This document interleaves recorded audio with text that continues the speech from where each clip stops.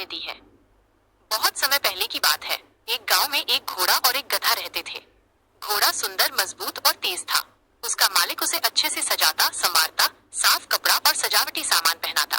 गांव वाले जब भी उसे देखते उसकी तारीफ करते, कितना सुंदर घोड़ा है, कितना राजसी लगता है। दूसरी ओर गधा बेचारा दिन रात बोझ ढोता। कोई उसकी सुंदरता की परवाह नहीं करता, नहीं उसकी मेहनत की।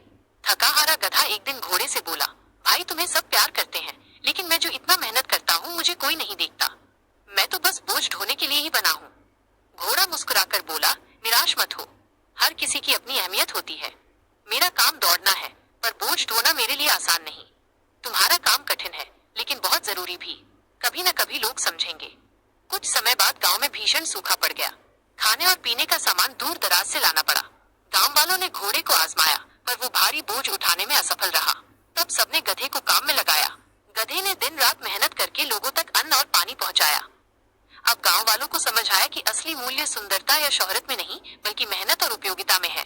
उन्होंने गधे की इज्जत करनी शुरू कर दी। सीख: किसी का काम छोटा नहीं होता। हर व्यक्ति की अपनी अहमियत और जरूरत होती है।